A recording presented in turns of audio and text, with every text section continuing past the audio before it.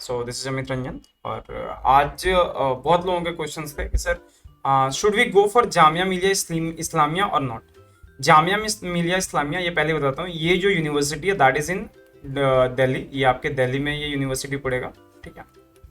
तो लोग जानना चाहते हैं कि इसमें एडमिशन लेना कैसा रहेगा, कैसा नहीं रहेगा, किस तरह की फैकल्टीज है, क्या है। Since this is a central university, right now this is a central university, तो अब इसके बारे में बात करेंगे कि यहाँ का एमएससी फिजिक्स डिपार्टमेंट है कैसा, सिलेबस कैसा, इन सारी चीज़ों के बारे में। सो हमारा इंपॉर्टेंट जो हमारा यहाँ पे फंडा होगा, जो जिन चीज़ों के बारे में बात करेंगे, पहली तो इंपॉर्टेंट डेट जो हमारी आ चुकी है, ये तो इस साल के लिए वैलिड रहेगा, बट बाकी चीज़ें जैसे एमएससी फिजिक्स का कोर्स जो यहाँ पे कैसा है, सिलेबस इसका कैसा है, फैकल्टीज कैसे हैं, और अगली बात सबसे इंपॉर्टेंट बात कि शुड वी चूज दिस और नॉट। जामिया जो है अगर हमें मिल जाए तो हमें इसमें जाना चाहिए या नहीं जाना चाहिए। इसमें सेंट्रल यूनिवर्सिटी और रिजर्वेशन पॉलिसी कैसी है, ये कैसी है, वो कैसी है, वो आप लोग देख लो, उसके बारे में हम यहाँ पे बात नहीं करेंगे। सिंपली विल टॉक अबाउट कि जामिया मिलिया इस्लामिया जो है ये आपको ज्वाइन करना चाहिए या नहीं करना चाहिए, फैकल्टीज कैसी है, इन सारी चीजों के बारे में यहाँ पे बात करेंगे। तो स्टे ट्यून, वीडियो को आखिरी तक देखना, ठीक है। देखो, सबसे पहले अगर मैं यहाँ पे डेट की बात करूं तो यहाँ पे एडमिशन फॉर्म जो आपका 14 अप्रैल को आ चुका है और ये मई 12 तक वैलिड है, ठीक है। मई 12 तक आप बहुत आराम से इसका फॉर्म भर सकते हो। मई 13 से आपका इसका एडमिशन जो होगा, मई 13 से लेकर 15 तक में आप फॉर्म को एडिट वगैरह कर सकते हो। अगर कुछ प्रॉब्लम है देख लेना, अगर कोई दिक्कत वगैरह है तो आप इसको यहाँ पे रेक्टिफाई कर सकते हो। एडमिट कार्ड जो होगा आपका 16 मई को इशू हो जाएगा। 16 मई के बाद मतलब आप एडमिट कार्ड जो ले सकते हो। और एंट्रेंस टेस्ट जो आपका होने वाला है जून 2 22 को होने वाला है, मतलब जून के फर्स्ट वीक में ही आपका ये एंट्रेंस हो जाएगा।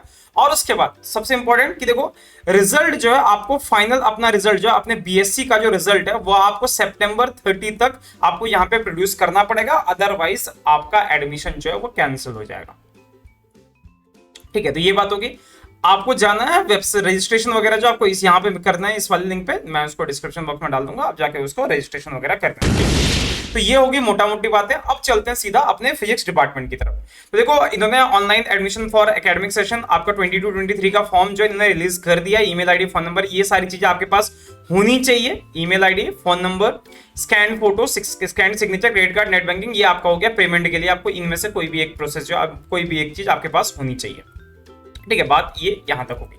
अच्छा, अगली चीज के बारे में बात करेंगे। अगर आप इनकी वेबसाइट खोलोगे तो कुछ ये सारी चीजें आपको दिखेंगी।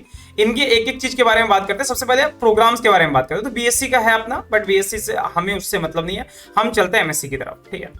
एमएससी में इनके पास टोटल नंबर ऑफ सीट्स जो अवेलेबल है दैट इज 40, ठीक है। 40 सीटें हैं।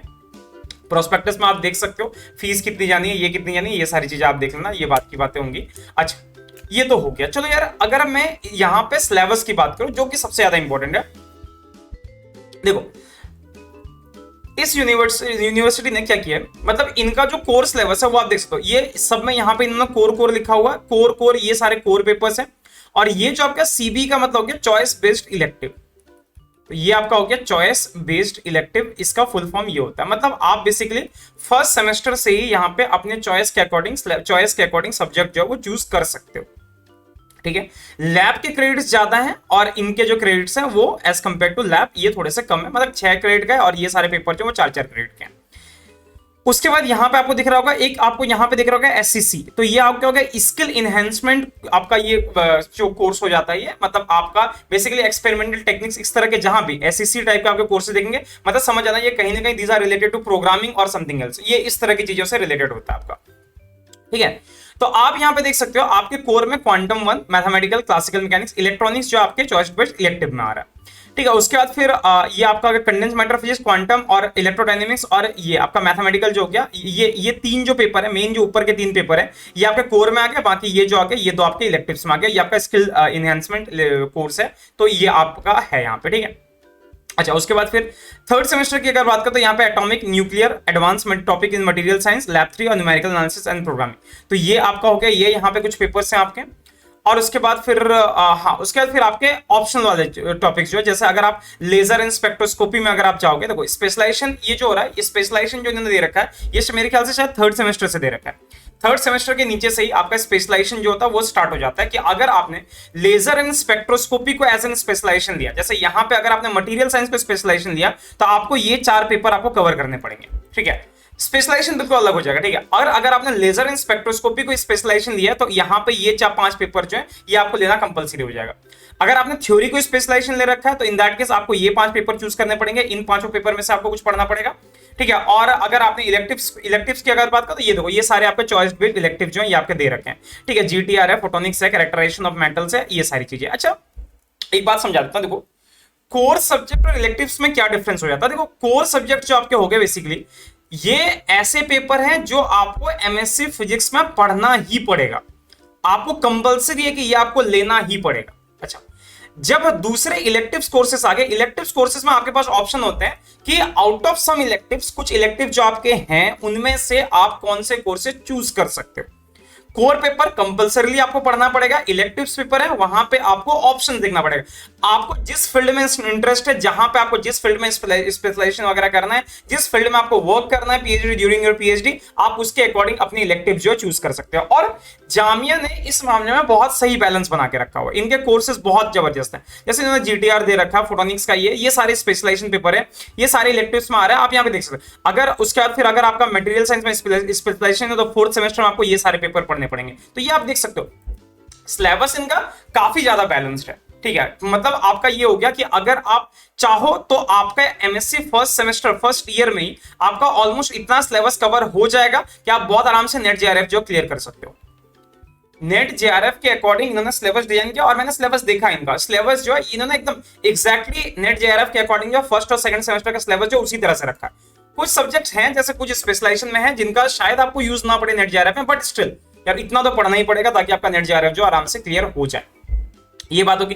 फिर हमने सेमेस्टर 4 में सब में ही आपको देखो एक प्रोजेक्ट दिख जाएगा आपको, तो ये प्रोजेक्ट कुछ ऐसा होने वाला है जहां पे आपको किसी टीचर के अंदर किसी गाइड के अंदर आपको रह के काम करना पड़ेगा, ठीक है। और अगर उसमें उसके बाद ये सारे आपके जो हो गया ये आपके इलेक्टिव्स हैं, फिर वही हो गया चॉइस बेस्ड इलेक्टिव्स हैं। इन इलेक्टिव्स को आप जो है अपने 3rd या 4th सेम में कभी भी आप चूज कर सकते हो। जनरली ये इन्होंने 4th सेम में ही ऑफर करा है, तो 4th सेम में ये 4 पेपर चाहिए। अच्छा एक बात ये हो जाती है, एक बात आप समझ लो, इलेक्टिव्स देख के जाना that is good very good, लेकिन कभी कभी ऐसा होता है कि अगर किसी फिजिक्स डिपार्टमेंट में या किसी यूनिवर्सिटी में अगर ऐसा है कि फैकल्टी अवेलेबल ना हो, जैसे फैकल्टी का सेमेस्टर एक्सचेंज में वो कहीं बाहर चले गए या फॉरेन ट्रिप वगैरह कहीं पे अगर चले गए, इन केस अगर चले गए, जनरली जाते भी हैं नहीं भी जाते हैं, मतलब नहीं जाते हैं जनरली नहीं जाते बट कभी कभी वो चले जाते हैं।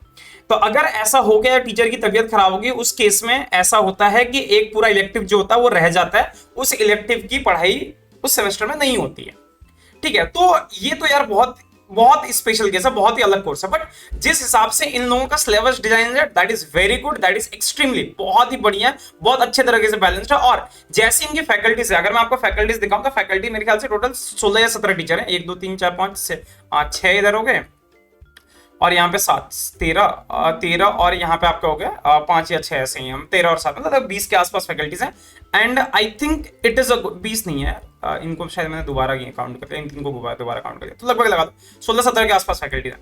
बट यार अगर 17 फैकल्टीज हैं तो एक मान के चलो यस ये एवरेज फैकल्टी है, मतलब स्ट्रेंथ के मामले में एवरेज है, बट आप ये भी तो देखो नंबर ऑफ इनटेक स्टूडेंट जो है सिर्फ 40 है, तो इसका मतलब ये है कि ठीक है, मतलब बुरा नहीं है ये, ठीक है। जैसे अगर मान लो कि यहीं पे नंबर ऑफ इनटेक स्टूडेंट अगर 50+ या 60 के आसपास होते और 17 फैकल्टी होते तो यहाँ पे कह सकते थे कि नहीं फैकल्टी थोड़ी सी कम है, बट एवरेज फैकल्टी ठीक है, बहुत स्ट्रॉन्ग है। मतलब अगर आप इनके प्रोफाइल में जाके देखो तो they are good, they are really good, ठीक है। अगर आप जामिया मिलिया में अगर आपको एडमिशन ले रहे हो आप जाके, तो it will be a good choice for you, ठीक है। हॉस्टल वगैरह जो है वो पता करना पड़ेगा कि हॉस्टल जो है कैसे, मतलब क्या यहाँ पे हॉस्टल का सीन है, आपको कैसे रहना है, क्योंकि देखो ये जो आपका जामिया पड़ता है ये आपका दिल्ली का जो न्यू फ्रेंड्स कॉलोनी है उधर के आसपास पड़ता है, तो नो डाउट एरिया थोड़ा सा महंगा पड़ेगा, जैसे डीयू के आसपास का एरिया महंगा पड़ता है वैसे ये भी आपको महंगा ही पड़ने वाला रहने के लिए। बट आई होप अगर हॉस्टल मिल जाता है in that case there won't be much issue कि अब बहुत ज्यादा आपको महंगा पड़ेगा, ऐसा कुछ भी नहीं है, ठीक है। तो अगर ऐसा है कि देखो अगर प्रेफरेंस ऑर्डर मेरे से पूछोगे जैसे सेंट्रल यूनिवर्सिटीज में किनको प्रेफर करना है, तो देखो डीयू बीएचयू जेएनयू इनको तो ऊपर ही रखो, डीयू बीएचयू जेएनयू हो गया आपका या फिर एचसी हो गया, ये तो काफी बैलेंस्ड है, बेटर है, इससे तो बेटर है एटलीस्ट आपके यहाँ से जामिया मिलिया इस्लामिया से इनकी फैकल्टीज बेटर है, ठीक है। आपको इनमें से कोई मिल रहा है तो आप इसमें बहुत आराम से जा सकते हो। एनआईटीज में मैंने आपको टॉप 3-4 के आपको दिखाए थे। वारंगल हो गया आपका, ठीक है, कुछ लोग वारंगल को बुरा कह रहे हैं बट मेरे ख्याल से ठीक है, फैकल्टी जैसी है। एमएससी टेक वाला जो कोर्स है वो ठीक है आपका। वारंगल हो गया, त्रिची हो गया, और उसका ये राउरकेला हो गया, ठीक है। तो अप टू यहां तक ठीक है, बट अगर आपको इनमें से भी कोई सा नहीं मिल रहा है और आपने ये एंट्रेंस के फॉर्म भर रखे हैं और ये आपको मिल रहे हैं, तब तो ठीक है। अगर इन सातों में से आपको कोई नहीं मिल रहा है, ऑब्वियसली आईआईटी तो आपको नहीं मिला है तभी आप इन सब में ट्राई कर रहे हो, तो अगर ऐसा है कि ये सब नहीं मिला है, in that case you can go Jamia. Jamia आप बहुत आराम से जा सकते हो, बहुत अच्छी फैकल्टी, बहुत बैलेंस्ड फैकल्टी, एमएससी आपकी अच्छी होगी। प्लेसमेंट वगैरह मैं बहुत अच्छा यहां से एक्सपेक्ट नहीं कर रहा हूं, ठीक है। आप प्लेसमेंट की लिस्ट देख लेना, बट मुझे ऐसा कुछ दिखा नहीं था। प्रोस्पेक्टस मैंने ओपन किया, सही बताऊं तो मेरे को कुछ नहीं दिखा वहां पे, ठीक है। फिजिक्स डिपार्टमेंट का स्पेशली प्लेसमेंट वगैरह जो कैसा है, मे बी बीटेक एमटेक इन सब की चीजें हैं, बट वहां से प्लेसमेंट हो जाएगा। बट यहाँ पे फॉर श्योर मेरे को कुछ ऐसा कुछ खास नहीं दिखा कि प्लेसमेंट जो है वो जामिया से भी कुछ अच्छा हो रहा है। तो प्लेसमेंट के लिए अगर जा रहे हो तो अवॉइड जामिया।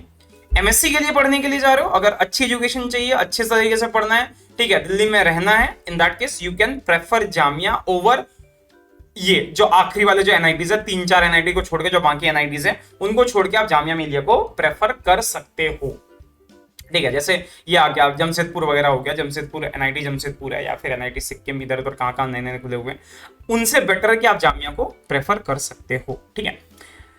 और एनआईटीज में मैं ये नहीं कह रहा हूँ सिर्फ ये 3 ही है, और 2-4 एनआईटीज आप इसमें जोड़ सकते हो। मैंने शुरू के 4-5 की लिस्ट दी थी यार, वो वाली वीडियो आप देखना, एनआईटी जहाँ पे सीसीएमएन वाला इंटरव्यू का मैंने ये कर रखा है। तो अगर उन 4-5-6 में से अगर कोई आपको मिल जाता है और लग रहा है कि नहीं दिल्ली के आसपास अगर आप हो, उतना दूर नहीं जाना, तो फिर आप जामिया जो प्रेफर कर सकते हैं। अच्छा, एक बात और है, बच्चे बहुत ज्यादा डरते हैं थोड़ा सा, पता नहीं ये बच्चों के अंदर शुरू से ही दिमाग में भर रखता है, सर ये ऐसी यूनिवर्सिटी है, वैसी यूनिवर्सिटी, यहाँ पे लास्ट ईयर सीए के टाइम पे ये हुआ। यार देखो, आप उनसे खुद को अलग रखोगे अगर आप रखते हो खुद को अलग, मतलब उन सारी चीजों से, इन सारी एक्टिविटीज से, तो ठीक है। अगर आपको पढ़ना है तो फिर आराम से जाके पढ़ो। ऐसी एक्टिविटीज में जाना तो वो भी आप जा सकते हो, वो आपकी चॉइस है, ठीक है। स्टूडेंट्स को इन सारी चीजों के बारे में पता होना चाहिए बाय द वे। लेकिन एक जो डर है ना, बहुत सारे लोग डरते हैं इस चीज से कि नहीं यहाँ पे तो दंगे ही होते रहते हैं, ऐसा कुछ नहीं होता, ठीक है। ये सारी चीजें फालतू या बेकार बात है, ठीक है।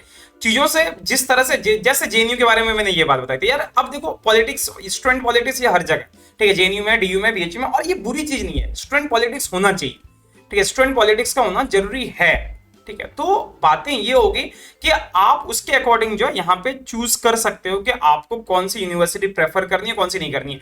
और लेकिन ये जो एक्सटर्नल चीजें हैं, ये जो फालतू की चीजें जिनसे आप डर रहे हो, उनसे डरने की कोई जरूरत नहीं है। आप आराम से जाओ, आराम से वहां पे बैठ के पढ़ सकते हो, बहुत आराम से, और बहुत अच्छे से पढ़ सकते हो, डरने की कोई जरूरत नहीं है, ठीक है। आराम से जाओ, अच्छे से पढ़ो, ऑल द बेस्ट। और बाकी ऐसे और वीडियोस के लिए प्लीज और हाँ, रिसर्च का ये मैंने आपको दिखा दिया था कि इनमें रिसर्च का ये पूरा इन्होंने दे रखा है यार, इनमें लगभग हर टॉपिक पे ही रिसर्च चलता है, ठीक है। हर तरह के टॉपिक जो है इनकी पढ़ाई यहाँ पे हो रही है और बहुत अच्छे से हो रही है, ठीक है। तो ये ऐसे और वीडियोस के लिए प्लीज चैनल को सब्सक्राइब कर दें, वीडियो को लाइक कर दें। जल्दी मिलेंगे, ठीक है।